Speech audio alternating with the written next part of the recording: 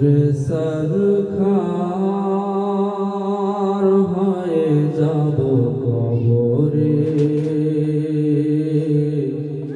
যদি গো রাসূল তরিয়ে না নাও সেই বিপদে মোরে পুরে সরখার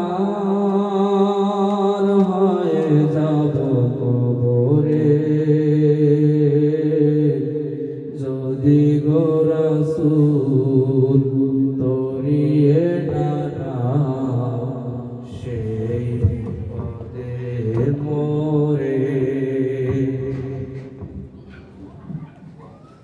চারদিকে মাটি